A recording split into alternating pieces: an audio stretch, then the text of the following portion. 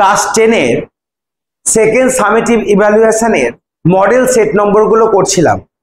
আমরা 1 থেকে 7 পর্যন্ত মডেল অ্যাক্টিভিটি সেট কমপ্লিট করেছি। আজকে আমরা মডেল সেট নাম্বার 8 এইটা আমরা করব। আমরা সবাই জানি পরীক্ষা হবে 40 নম্বরের এবং তাতে সিন, আনসিন, গ্রামার এবং রাইটিং এই 4টে পোর্শন থেকে তোমাদের পরীক্ষায় প্রশ্ন আসবে। অর্থাৎ মাধ্যমিকের যে ধাঁচ সেই অনুসারেই কিন্তু পরীক্ষায় প্রশ্ন আসবে। তো আমরা জানি সিন সেকশনের দুটো সেকশন রয়েছে সিনেরই, একটা হচ্ছে প্রোজ এবং একটা পোয়েট্রি। একটা প্রোজ আসবে এবং একটা পোয়েট্রি আসবে। তো দেখো আমরা শুরু করি আজকের model set number 8 section number A. দেখো, রিড দ্য ফলোয়িং প্যাসেজ, নিচের প্যাসেজটি পড়ো and answer the questions given below, নিচে দেওয়া প্রশ্নের উত্তর দাও। ঠিক আছে, তো আমরা এটা পড়বো। দেখো, ক্যাট থেকে দেওয়া আছে, হোয়েন যখন, দ্য ফ্যামিলি হ্যাজ ফিনিশ টি যখন পরিবার চা খাওয়া শেষ করে, অ্যান্ড এবং গ্যাদার্স জড়ো হয়, রাউন্ড দ্য ফায়ার আগুনের চারপাশে, দ্য ক্যাট বেড়াল ক্যাজুয়ালি সাধারণত, গোজ আউট অফ দ্য রুম ঘর থেকে বেরিয়ে পড়ে, ট্রু লাইফ সত্যিকারের জীবন, নাও এখন, বিগিন শুরু হয়, ফর হিম তার জন্য, হি সোয়ান্টার্স ডাউন সে হেলে দুলে চলে, হিজ ওন ব্যাকইয়ার্ড তার পিছনের যে বারান্দা বা চত্বর সেখানে, springs to the top of the fence, fence মানে বেড়া, তো বেড়ার সব থেকে টপে সে লাফ মারে, ড্রপস এবং আলতো করে পড়ে lightly down to the other side এবং সেই বেড়ার অন্য পাশে আলতো করে পড়ে, হি ট্রটস অ্যাক্রস সে বেশ, ট্রট অ্যাক্রস মানে হচ্ছে তোমার বলতে পারো যে এমন ভাবে চলা যাতে মানে একদম সচেতন ভাবে চলা, and skip to the roof of an empty shed ফাঁকা যে শেড অর্থাৎ ছায়া তার যে রূপ ছাদ সেখানে সে লাফ মারে, হিজ মুভমেন্ট তার যে মুভমেন্ট চলাফেরা, বিকামস লাইট, লাইট মানে একেবারে খুব হালকা, অ্যান্ড প্যান্থার লাইক এবং তার সঙ্গে হচ্ছে চিতাবাঘের মতন, হি লুকস কিনলি সে একদম ব্যাকুল ভাবে তাকিয়ে থাকে, ফর সাইড টু সাইড এদিক থেকে ওদিকে, অ্যান্ড এবং মুভস নয়েজলেসলি শব্দহীন ভাবে কোনো শব্দ না করে সে চলাফেরা করে, ফর কারণ, হি হ্যাজ তার রয়েছে, সো মেনি এনিমিজ অনেক শত্রু, ডগস অ্যান্ড স্মল বয়েজ কুকুর এবং ছোট বালক, উইথ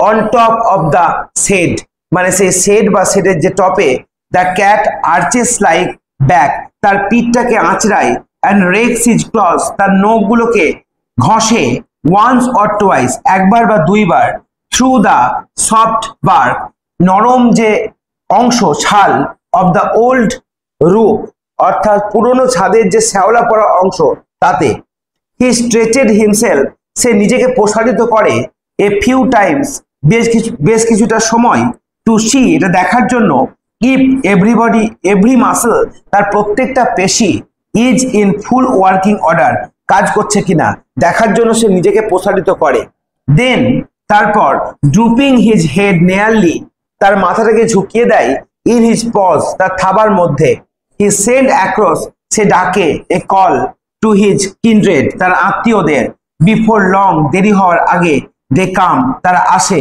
গ্লাইডিং হেলে দুলে, গ্রেসফুলি বেশ মানে বেশ ভঙ্গিমার সঙ্গে, শ্যাডোজ নো লঙ্গার আর দে এখন তারা নয়, দ্য মিক ক্রিয়েচার মানে নরম প্রাণী, হু অ্যান আওয়ার এগো যারা 1 ঘন্টা আগে, ওয়ার ছিল, মিউইং মিউ করছিল, ফর ফিশ অ্যান্ড মিল্ক মাছ এবং দুধের জন্য, দে আর নাও তারা হচ্ছে এখন, গ্রিম ফাইটার মানে একেবারে সিরিয়াস ফাইটার বা যোদ্ধা। ঠিক আছে, এবার আমরা নিচের প্রশ্নগুলির উত্তর করব। দেখো, প্রথম প্রশ্ন কি বলেছে, when does true life begin for the cat, when মানে কখন, ডাজ ট্রু লাইফ মানে সত্যিকারের জীবন, বিগিন মানে শুরু হয়, ফর দ্য ক্যাট বেড়ালের জন্য, কখন শুরু হয় বলো, শুরু হয় যখন সে ঘর থেকে বেরোয়, তাই না? তাহলে আমরা কিভাবে লিখবো এটা? দেখো, প্রশ্নের উত্তর লিখতে গেলে আমাদেরকে বেশ কিছু নিয়ম ফলো করতে হবে। একটা হচ্ছে ডাজ দিয়ে প্রশ্ন আছে, তার মানে প্রেজেন্ট টেন্স, ডু বা ডাজ দিয়ে হলে প্রেজেন্ট ইনডেফিনিট টেন্স, ডাজ কেন হয়, ভার্বের সঙ্গে আমাদের এস যোগ করতে হবে। তাহলে আমরা কি লিখবো, ট্রু লাইফ। এবার এই যে ভার্ব আছে বিগিন, এই বিগিনের সঙ্গে যোগ করব S, begins for the cat, সত্যিকারের জীবন বেড়ালে শুরু হয়, এটা লিখলাম। এবার বলছে হোয়েন মানে কখন, কখন শুরু হয়। দেখো প্রথম লাইনেই তোমাদের অ্যান্সার আছে হোয়েন, দেখো এটা আছে হোয়েন দ্য ফ্যামিলি, ভালো করে দেখো এখানেই তোমাদের অ্যান্সার লুকিয়ে আছে, কি আছে, when the family has finished T and gather down the fire, তো এটা লিখতে হবে, এটা আমরা লিখবো when the family has finished T and gather down the fire, তখনই কি হয়, তখনই দেখো the true life begins, now begins for him, তাহলে আমরা কি লিখবো হোয়েন মানে যখন, হোয়েন দ্য ফ্যামিলি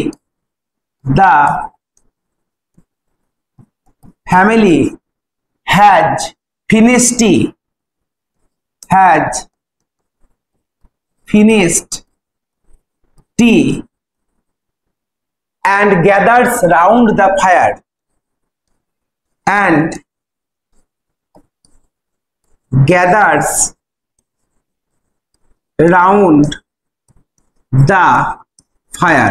তাহলে এটাই হলো প্রশ্নের উত্তর, বুঝতে পারলাম।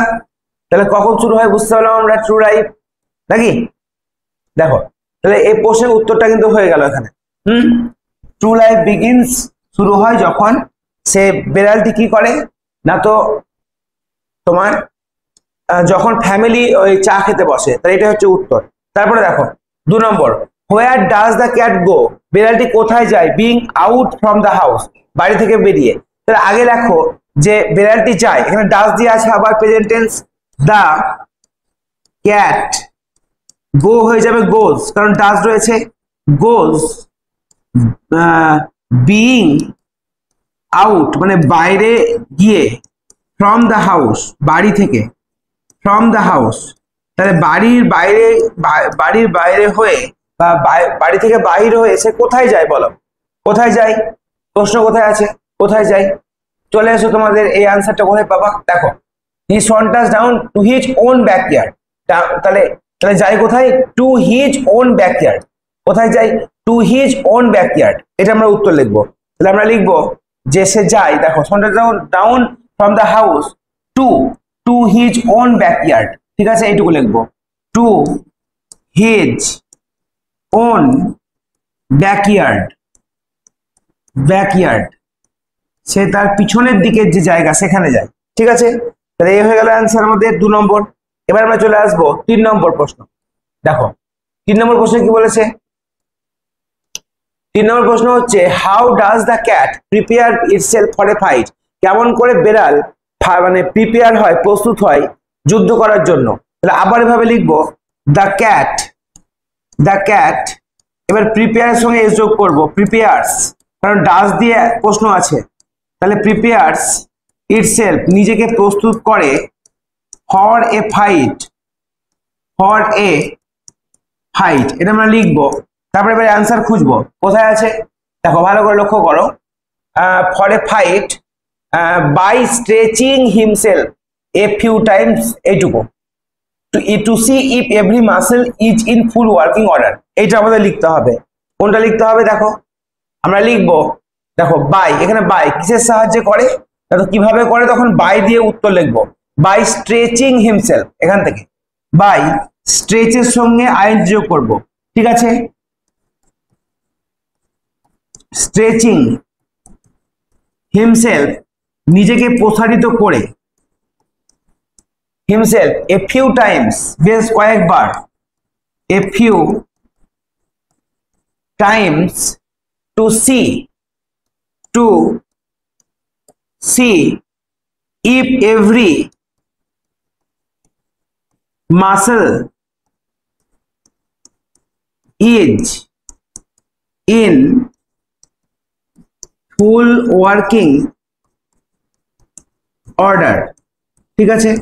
তাহলে এই হয়ে গেল আমাদের 3 নম্বর প্রশ্নের অ্যান্সার, অর্থাৎ এটার how does the cat prepare itself for a fight হয়ে গেল। এবার আমরা চলে আসবো দেখো কজ এফেক্টে। কজ এফেক্টে কি আছে, কজে দেওয়া আছে the cat has many enemies, বিড়ালের অনেক শত্রু আছে, কারণ like the dogs and small boys with Stones, যেমন কুকুর এবং অন্যান্য ছোট বালকেরা। এর ফলে কি হয়? এর ফলে বেড়াল কি করে? বেড়াল চারিদিকে তাকায়, তাই না? দেখো ভালো করে দেখো কোথায় অ্যান্সারটা আছে, ভালো করে দেখো। এখানে এখানে দেখো দেখো he looks keenly from side to side and moves noiselessly. এটা হচ্ছে আমরা লিখবো। তাহলে আমরা লিখছি না, আর আমরা এফেক্টে লিখবো। এর ফলে কি? হি looks keenly from side to side, সে এদিক ওদিক তাকায়, অ্যান্ড মুভস নয়েজলেসলি, এবং সে মানে কোন রকমের কথা না বলে, শব্দ না করে চলাফেরা করে। এটা আমরা এফেক্টের ঘরে লিখবো। তাহলে আমাদের সিন সেকশনের প্রোজ সেকশনটা হয়ে গেল। এবার আমরা পোয়েট্রি সেকশন করব। আচ্ছা, পোয়েট্রি সেকশন তোমরা জানো, আই মাস্ট গো ডাউন, এটা সি পেপার থেকে নেওয়া হয়েছে। কবির নামটা তোমরা জানো নিশ্চয়ই। হ্যাঁ, তো কবির নাম এখানে এবং কবিতার নামটা লিখতে হবে।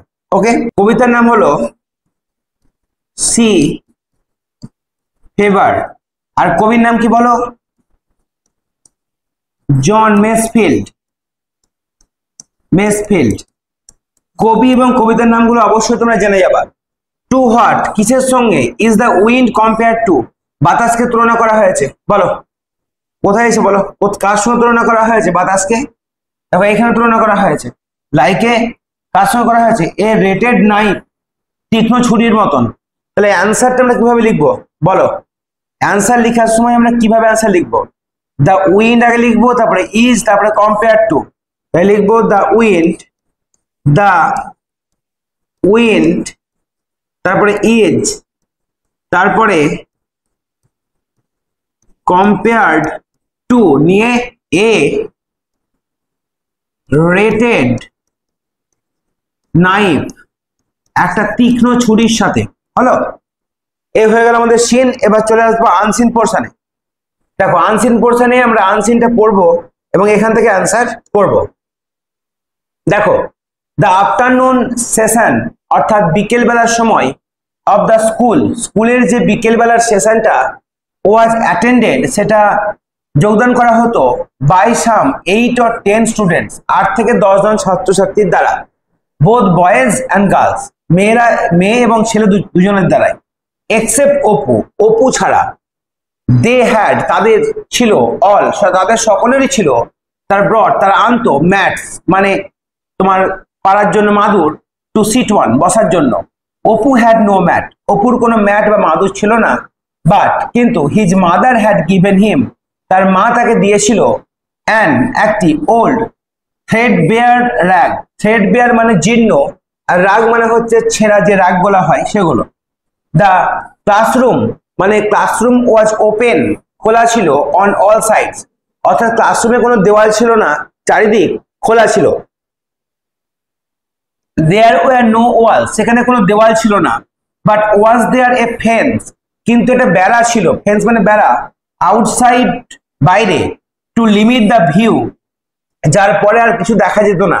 লিমিট করা মানে ভিউ, তার দৃষ্টি দেখছি বেড়া আছে, বেড়ার পরে আর দেখতে পাওয়া যাচ্ছে না, তাই ভিউটাকে লিমিট করার জন্য একটি বেড়া ছিল।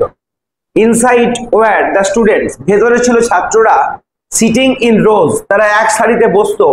আউটসাইড ওয়াজ দ্য জঙ্গল, বাইরে ছিল জঙ্গল। বিহাইন্ড দ্য হাউস, ওই বাড়িটির পিছনে, টু দ্য ওয়েস্ট লে, মানে পশ্চিম দিকে, লে দ্য অর্চার্ড, অর্চার্ড মানে ফলের বাগান ছিল। কি ছিল? ফলের বাগান। হুইচ, যেটা the school master had inherited, যেটা স্কুল মাস্টার জন্মগত সূত্রে পেয়েছিল, ফ্রম হিজ অ্যানসেস্টরস, তার পূর্বপুরুষদের কাছ থেকে। দ্য ব্যাম্বু পিলার্স, বাঁশের খুঁটি, সাপোর্টেড দ্য রুফ, ছাদটাকে সাপোর্ট করতো, মানে বাঁশের খুঁটি দিয়ে ছাদ ছিল, স্কুল ছিল। দেয়ার ওয়াজ নো আদার হাউস, সেখানে কোনো বাড়ি ছিল না। ইনসাইড, দেখতে পাওয়া যেত না। নাথিং বাট, কিছুই ছিল না, কিন্তু কি ছিল? জাস্ট জঙ্গল, শুধু জঙ্গল ছিল। অ্যান্ড দ্য অর্চার্ড, এবং ফলের বাগান। অ্যান্ড দ্য ন্যারো পাথ, ছোট পথ ছিল, which led to the school, যেটা স্কুলের দিকে গেছে। দ্য পিপলস ওয়ার, মানে ছাত্ররা, মেমোরাইজ করতো, মানে ক্র্যাম্পিং করতো, অর্থাৎ মুখস্থ করতো। দেয়ার লেসন, তাদের পাঠ, বাই রিডিং, পড়ে, দেম, সেগুলিকে, অ্যালাউড, জোরে জোরে। দেয়ার ভয়েসেস ওয়ার পিচড, তাদের কণ্ঠস্বর ওঠানামা করতো, ইন ডিফারেন্ট কিজ, বিভিন্নভাবে। অ্যান্ড অ্যাজ দে চ্যান্টেড, যখন তারা গানের মতন পড়তো, দে সোয়াং দেয়ার বডিজ, তারা তাদের শরীরটাকে দুলাতো ব্যাকওয়ার্ড অ্যান্ড ফরওয়ার্ড, সামনে এবং পিছনে। আমরা অনেকে করি না পড়ার সময় সামনে পিছনে শরীরটাকে দোলাই, সেই রকম। টু এড দ্য প্রসেস, এই প্রসেসটাকে সাহায্য করতে। নাও অ্যান্ড দেন, মাঝে মাঝে, নাও অ্যান্ড দেন মানে মাঝে মাঝে, the school masters voice, school শিক্ষকের কণ্ঠস্বর রোজ, উঠে পড়তো অ্যাবোভ দ্য ডিন, মানে সবচেয়ে উপরে, কর্কশ ভাবে, কঠিন ভাবে। দেখো কোশ্চেন নাম্বার এর এক একটা, all the students were learning by, কেমন করে পড়তো? রিজনিং, যুক্তি সহকারে, না কম্প্রিহেন্ডিং, বুঝে বুঝে, না ক্র্যামিং মানে মুখস্থ করে, হ্যাঁ নান অফ দিস হবে না। 2 number, the voice of the school master was low and unkind, খুব নিচু এবং নির্দয়, না নিচু নয়। পোলাইট অ্যান্ড লাভিং, খুব স্নেহপূর্ণ এবং ভালোবাসার, না রিউড অ্যান্ড লাউড, মানে হচ্ছে একদম কর্কশ এবং রুক্ষ। এবার নম্বর বি দেখো, write T for true and a for false statement. The school master owned a kitchen garden, না কিচেন গার্ডেন নয়, তা ছিল কি বলো দেখি, অর্চার্ড, অর্চার্ড ছিল মানে ফলের বাগান, তাহলে এটা হবে ফলস, এটা হবে তোমার ফলস। তার কি ছিল? একটি ফলের বাগান। ওকে, তারপরে দেখো, Apu belong to a rich family, Apu একটা মানে রিচ বা ধনী পরিবারে ছিল, না তাকে তো মানে দেওয়া হতো না, ওকে তো চটি দেওয়া হতো না বসার জন্য ঠিক মতো, তাই না? তাহলে অপু তোমার রিচ ফ্যামিলি ছিল না, দুটোই ফলস। আচ্ছা, এবার চলে এসো, answer the following questions. What opportunity did the students get in the classroom open on all side, কোন সুবিধা পেত বলো? তারা তাকাতে পারতো অর্চার্ডের দিকে এবং জঙ্গলের দিকে। তাহলে কি লিখবো আমরা? দ্য স্টুডেন্টস, দেখো উত্তরে যখন লিখবো তখন প্রশ্ন অনুযায়ী লিখবো দ্য স্টুডেন্টস, এবার গেট হয়ে যাবে গট, কারণ ডিড রয়েছে এখানে, ডিড রয়েছে, তাহলে got, got the opportunity, the এখানে অপরচুনিটি আছে, the opportunity to see the jungle and orchard, এবং ফলের বাগান, অর্চার্ড আউটসাইড, বাইরে তারা ফলের বাগান দেখতে পেত। ঠিক আছে, এবার কি, in the classroom open on all side, in the classroom, in the classroom open on all sides. দেখো কিভাবে প্রশ্নের উত্তরগুলি লেখা হচ্ছে প্রশ্ন অনুযায়ী। Describe how the students learn there lesson, বলো কেমন করে মানে ওরা পড়তো? তাহলে আমরা বলতে পারি দে বা দ্য স্টুডেন্টস রিড, রেড হবে, ঠিক আছে, রিডের পাশে রেড, অ্যালাউড, ঠিক আছে, জোরে জোরে পড়তো, কি বলবো, দুলিয়ে, অর্থাৎ বলতে পারো এখানে দোলানো ইংরেজি কি আছে এখানে দেখো দেখি, the students read aloud by moving their body, তাদের শরীরটাকে নড়িয়ে, their body backward and forward, অর্থাৎ পিছনে এবং সামনে। ঠিক আছে, ব্যাকওয়ার্ড অ্যান্ড ফরওয়ার্ড। তাহলে এ হয়ে গেল আমাদের আনসিনের কোশ্চেন। এবার চলে আসবো আমরা গ্রামার সেকশন। দেখো গ্রামার সেকশনে কি আছে, গ্রামার অ্যান্ড ভোকাবুলারি। ভোকাবুলারিটাকে করলেই দেখো, received an object from the forefather, মানে পূর্বপুরুষের কাছ থেকে কোনো জিনিস পাওয়া, বলো কোনটা হবে বলো? ইনহেরিট করা, রিসিভ করা মানে ইনহেরিট করা। কোথায় আছে দেখো, ইনহেরিটেড, এইটা, ঠিক আছে, এটা হবে অ্যান্সার। তারপরে দেখো তোমরা নয়েজ মানে শব্দ, তাহলে শব্দ ইংরেজি এখানে কি আছে আর বলো? নয়েজের আর একটা ইংরেজি কি আছে? শব্দ ইংরেজি কি আছে বলো? শব্দ ইংরেজি আছে তোমার ভয়েস, মানে কণ্ঠস্বর বা শব্দ। ঠিক আছে, এই দুটোই হবে কিন্তু। ওকে, আচ্ছা এবার আমরা চলে আসবো গ্রামার সেকশনে। দেখো গ্রামার সেকশনে আমাদের প্রথমে এ অপশনে রয়েছে fill in the blanks with appropriate article and preposition. I was waiting dash a telephone call, তাহলে আমি টেলিফোন কলের জন্য অপেক্ষা করছিলাম, waiting for a telephone call when doorbell, দেখো দরজার বেল নির্দিষ্ট, হোয়েন দা ডোরবেল র্যাং, যখন ডোরবেলটি বেজেছিল, হয়ে গেল। Do as directed, he is honest, he is humble. Join using cumulative conjunction. Cumulative মানে হচ্ছে সংযোগ বাচক, অর্থাৎ and, both and, as well as, হ্যাঁ, বিসাইডস, তারপরে তোমার নট অনলি বাট অলসো, তাহলে এইগুলো যেগুলো যোগ করবে সেগুলো কিউমুলেটিভ। তাহলে সিম্পল ভাবে করে দাও, হি ইজ অনেস্ট, একটা হলো অনেস্ট অ্যান্ড হাম্বল হয়ে গেল, হি ইজ অনেস্ট অ্যান্ড হাম্বল, তাহলে কিউমুলেটিভ কনজাংশন দিয়ে যোগ হয়ে গেল। Change the voice. The টর্টয়েজ subject ran v2 a race object, তাহলে এটাকে আমরা কি করব, এটাকে আমরা ভয়েস চেঞ্জ করব।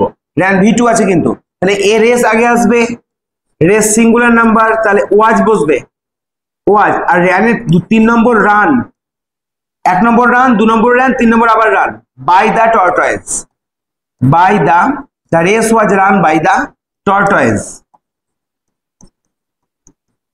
হয়ে গেল। তারপরে Rahul said to Dipa, will you go to school now, তুমি কি এখন স্কুলে যাবে? ন্যারেশন চেঞ্জ কি করবে, এটা কোন প্রশ্ন, এটা হচ্ছে ডব্লিউএইচ কোশ্চেন, তাহলে কি লিখবো, রাহুল সেড টু হয়ে যাবে আস্কড, রাহুল আস্কড দীপা। এবার এটা ইয়েস নো কোশ্চেন, হ্যাঁ, ডব্লিউএইচ নয়, ইয়েস নো কোশ্চেন, তাহলে ইফ বা হয়ে দ্বারা বসবে, ইফ বসাও, তারপরে ইউটা আগে আসবে, এবার ইউটা দীপা, তাহলে ইফ দীপা লিখতে পারো বা সি লিখতে পারো, দীপা লিখতে পারো বা সি লিখতে পারো।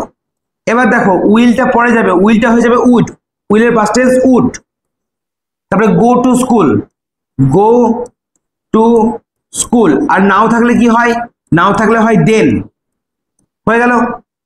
এবার দেখো হি নোজ ইউ, সে তোমাকে জানে, বেটার দ্যান মি মানে আমার থেকে, মানে আমি যেমন তোমাকে জানি তার চেয়ে সে বেশি জানে, তাহলে এটা কি বলেছে, পজিটিভ লিখতে করো, তাহলে I do not know, I do not know আমি জানি না, ইউ তোমাকে, হ্যাঁ,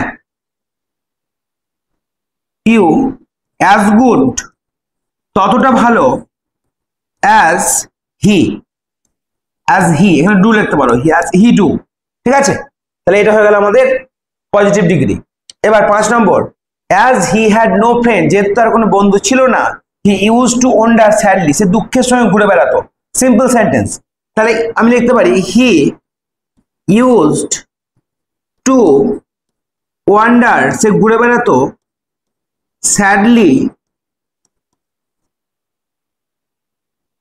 হ্যাভিং নো ফ্রেন্ড, কোনো বন্ধু না থাকায়, হ্যাভিং নো ফ্রেন্ড, এটা কিন্তু অনেকভাবে করা যাবে, উইদাউট এ ফ্রেন্ড বলতে পারো, হ্যাঁ, বা বিকজ অফ নো ফ্রেন্ড এভাবে লেখা যায়, তাহলে হ্যাভিং নো ফ্রেন্ড, তার কোনো বন্ধু ছিল না তাই। তারপরে 6 নম্বর, দিস ক্যালকুলেটর ইজ ইউজলেস, এই ক্যালকুলেটর হচ্ছে ব্যবহারহীন, এটা নেগেটিভে করো, তাহলে কি করবা, দিস ক্যালকুলেটর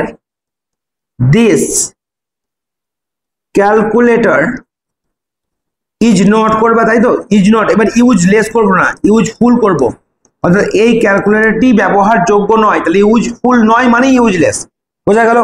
আর এই দুটো করেছি আমরা আগে। এবার চলে আসবো আমাদের রাইটিং সেকশনে।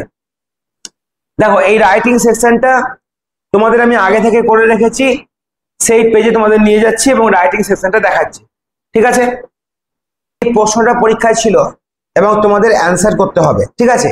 এটা কি বলেছে, give the summary of the following passage, নিচে যে প্যাসেজটা আছে এর সামারি মানে সংক্ষিপ্ত সার লিখতে হবে, মানে তোমাকে এর থেকে ছোট করে লিখতে হবে, যতটা লেখা আছে তার 3 ভাগের 1 ভাগে তোমাকে লিখতে হবে। যদি 90টা ওয়ার্ডে থাকে তো তোমাকে 30টা ওয়ার্ডের মধ্যে এর সামারি লিখতে হবে। তো আগে তোমাকে সামারি লিখতে গেলে বা সামারি বুঝতে গেলে তোমাকে ভালো করে কিন্তু এটা মানেটা বুঝতে হবে, না হলে তুমি বানিয়ে লিখতে পারবে না, ঠিক আছে। এবং সবচেয়ে কঠিন রাইটিং এর মধ্যে একটা হলো সামারি রাইটিং, যেটা সাধারণত ডব্লিউবিসিএস বা কম্পিটিটিভ পরীক্ষায় পড়ে। দেখো, অ্যান ইনসিডেন্ট একটা ঘটনা, অকার্ড হয়েছিল, অ্যাট অ্যান এক্সামিনেশন একটি পরীক্ষার সময়, ডিউরিং মাই ফার্স্ট ইয়ার প্রথম বছর, তাহলে আমার প্রথম বছর পরীক্ষার সময় একটা মজার ঘটনা বা যে কোনো একটা ঘটনা হয়েছিল, অ্যাট দ্য হাই স্কুল, কোথায়, হাই স্কুলে, তাহলে হাই স্কুলে একবার একটি মজার ঘটনা হয়েছিল আমার প্রথম বছরের পরীক্ষার সময়।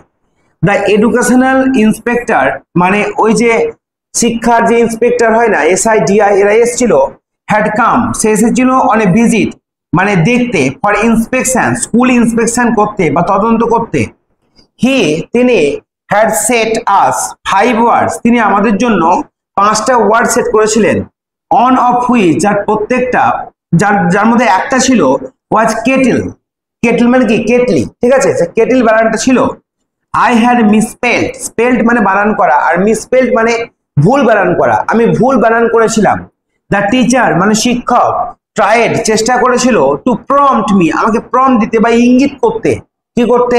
ইট ওয়াজ বিয়ন্ড মি টু সি মানে এটা আমার ঊর্ধ্বে ছিল দেখতে, that he wanted me two copy the spelling, মানে এটা আমার চিন্তার ঊর্ধ্বে ছিল যে সে আমাকে কপি করতে বলছে বানানটিকে ফ্রম মাই নেবার স্লেট, আমার মানে পাশে বসে আছে যে ছেলেটা বা যে বন্ধুটা, তার স্লেট থেকে কপি করতে বলছেন আমার শিক্ষক, এই ব্যাপারটা ভাবতে আমি পারিনি।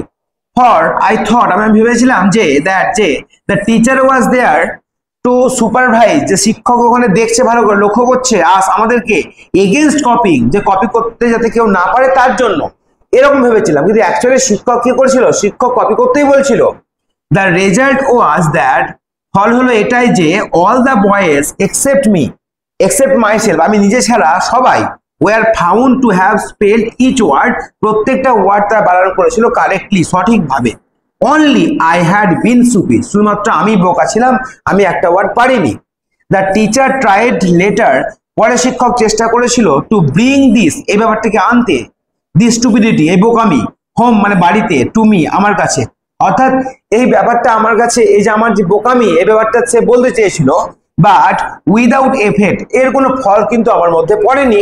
আই কুড নেভার লার্ন, আমি কখনো শিখিনি, দ্য আর্ট অফ কপিং, অর্থাৎ কপি করার যে কৌশল, অর্থাৎ নকল করার যে কৌশল, সেটা আমি কখনো কিন্তু শিখিনি। তারপরে দেখো, তারপরে ইয়েট, তবুও the incident did not in the last diminish my respect, কখনোই আমার যে রেসপেক্ট বা শ্রদ্ধা সেটা কমিয়ে দেয়নি এই ব্যাপারটা, ফর মাই টিচার, আমার শিক্ষকের জন্য। আই ওয়াজ বাই নেচার, আমি প্রকৃতিগতভাবেই ব্লাইন্ড, অন্ধ ছিলাম, to the fault of elders, মানে বড়দের দোষ খুঁজতে আমি কিন্তু অন্ধ ছিলাম, বা বড়দের দোষ আমি কিন্তু খুঁজতাম না, সেটাই বলছে। তাহলে ঘটনাটা বুঝতে পারলে কি, যে একবার একটা ইন্সপেক্টর স্কুলে এসেছিল, এবং স্কুলে আসার পর সে 5টা ওয়ার্ড দিয়েছিল, সেই ওয়ার্ডগুলির মধ্যে সবাই সঠিক অ্যান্সার করেছিল, কিন্তু আমি একটা ভুল করেছিলাম। যে বলছে কেন ভুল করেছিলাম, কারণ আমি সেটা বানানটা জানতাম না, তো শিক্ষক আমাকে কপি করতে বলেছিল অন্য স্লেট থেকে, কিন্তু আমি সেটা করিনি। তো এই ব্যাপারটা আমার চিন্তারই বাইরে ছিল যে শিক্ষক আমাকে কপি করতে বলতে পারে। তো এই যদিও তাই হোক না কেন, আমি কিন্তু শিক্ষকের ব্যাপারটাকে বলেছিল আমাকে যে তুমি একটা বোকা, কিন্তু তা সত্ত্বেও কিন্তু আমার যে শিক্ষকের প্রতি ভালোবাসা বা স্নেহ বা শ্রদ্ধা সেটা কমে যায়নি, কারণ আমি কখনো বড়দেরকে অসম্মান করি না। তাহলে এই ব্যাপারটা ছোট করে তোমাকে লিখতে হবে। দেখো কি আছে, ডিউরিং হিজ ফার্স্ট ইয়ার, প্রথম বছরের সময়, ইন হাই স্কুল, তাহলে হাই স্কুলের প্রথম বছরের সময়, এ বয় একটা বালক ফেল ব্যর্থ হয়েছিল, টু স্পেল বানান করতে, দ্য ওয়ার্ড কেটেল, কেটেল বানানটা করতে, ডিউরিং অ্যান ইন্সপেকশন, একটি ইন্সপেকশন বা ভিজিটের সময়। এ ফ্রেন্ড ট্রাইড, একজন বন্ধু চেষ্টা করেছিল, টু হেল্প হিম, তাকে সাহায্য করতে, চিট মানে চিট করতে সাহায্য করেছিল, মানে নকল করতে, বাট হি রিফিউজড, কিন্তু সে প্রত্যাখ্যান করেছিল। লেটার, পরে, দ্য টিচার টোল্ড হিম, শিক্ষক তাকে বলেছিল, he should have to copied, তার কপি করা উচিত ছিল, তার নকল করা উচিত ছিল।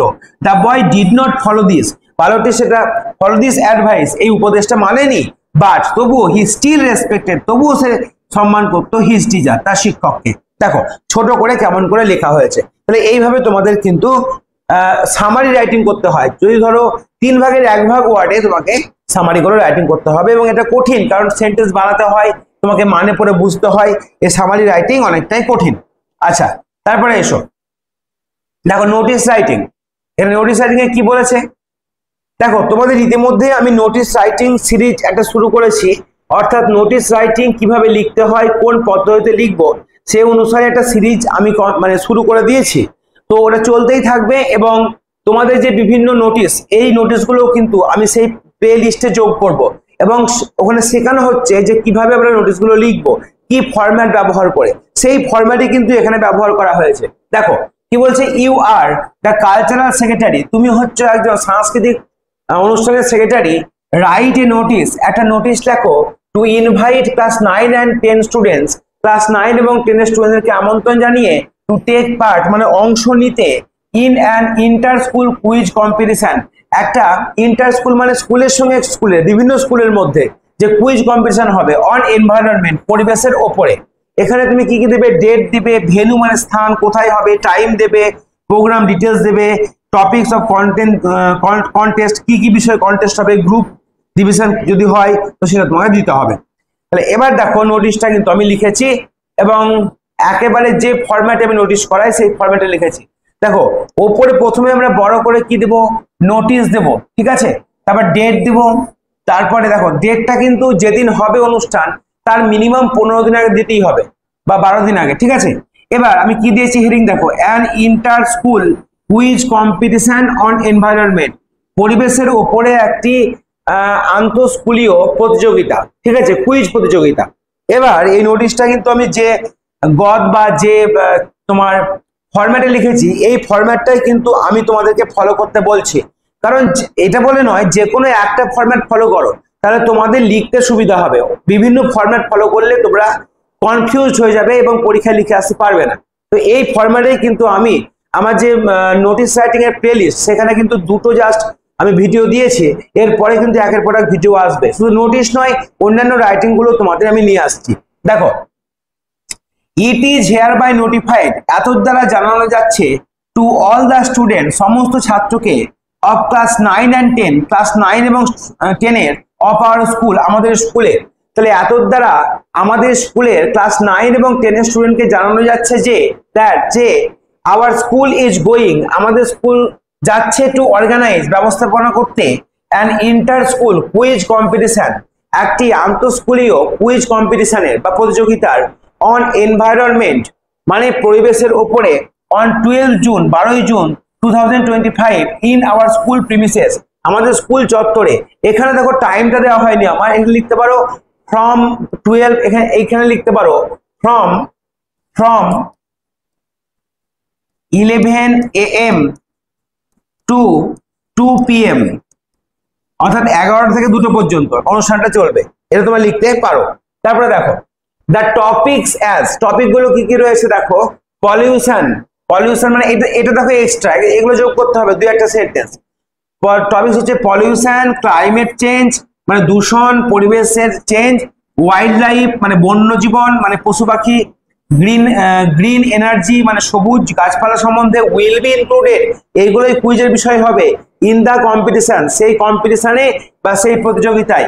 দেয়ারফর, সেই জন্য এখান থেকে যা আছে পুরোটাই সেম, সেই জন্য স্টুডেন্টস মানে ছাত্রছাত্রীরা, হু আর উইলিং, যারা ইচ্ছা প্রকাশ করছো, টু পার্টিসিপেট, অংশগ্রহণ করতে, ইন দিস প্রোগ্রাম, এই প্রোগ্রামে, তাদেরকে আর আর্নেস্টলি মানে আন্তরিকভাবে, রিকোয়েস্টেড, অনুরোধ করা হচ্ছে, টু এনলিস্ট দেয়ার নেম, তাদের নামগুলি অন্তর্ভুক্ত করতে, অ্যান্ড সাবমিট দেম, সেগুলিকে জমা দিতে, টু দ্য আন্ডারসাইন্ড, নিচে সই করা ব্যক্তিদের কাছে, উইদিন 4 days, 4 দিনের মধ্যে। ইন দিস কুইজ কম্পিটিশন, এই কুইজ কম্পিটিশনে, স্টুডেন্টস উইল বি ডিভাইডেড, ছাত্রদের বিভাজিত করা হবে, ইন 2 groups, 2টো গ্রুপে। এবার ফর ফার্দার ইনফরমেশন, আরো তথ্যের জন্য, one May contact the undersigned, যে কেউ নিচে সই করা ব্যক্তিদের সঙ্গে যোগাযোগ করতে পারে। এভরিওয়ানস কোঅপারেশন, প্রত্যেকের সহযোগিতা, ইজ হাইলি অ্যাপ্রিসিয়েটেড, মানে আমরা দারুণভাবে স্বাগত জানাচ্ছি বা প্রশংসনীয়, ঠিক আছে। তাহলে এখানে অনেক সেন্টেন্স আছে যেগুলো সেম, মানে আগেকার যে নোটিশ আমি লিখিয়েছি কালচারাল প্রোগ্রামে একদম সেম, দুই একটা সেন্টেন্স ছাড়া যেগুলো যোগ করতে হয়েছে, যেমন ক্লাইমেট চেঞ্জ, এগুলো এই নোটিশের জন্য দরকার, এটা না দিলেও হয় কিন্তু দিলে ভালো হয়, ঠিক আছে। তো এবার দেখো এখানে এই নোটিশটা লেখার পরে আমাদের লাস্টে কি করতে হবে, এখানে আমাদের সাইন করতে হবে, কালচারাল সেক্রেটারি XYZ স্কুল, বা তুই ডান দিকেও করতে পারো, আর বাম দিকে কাউন্টার সাইন বাই মানে হচ্ছে তোমার বলতে পারো অ্যাটেস্টেড আর কি, HM হেডমাস্টার, তাহলে এখানে হেডমাস্টারের সই হবে। এই হয়ে গেল আমাদের নোটিশ। তাহলে আজকে আমরা ডাপ অ্যান্ড ডাতের কোশ্চেন ম্যাচের মডেল অ্যাক্টিভিটি সেট 8 নম্বরটা কমপ্লিট করলাম। এরপরে আমরা এর বাকি যেগুলো আছে 15টা রয়েছে, তাহলে 8টা মানে অর্ধেকের বেশি আজকে হয়ে গেল, আর অর্ধেকটা রয়েছে 7টা রয়েছে, ওই 7টা আমি আশা করি 1 মাসের মধ্যে কমপ্লিট করে ফেলবো, জুন মাসের মধ্যেই কমপ্লিট করে ফেলবো।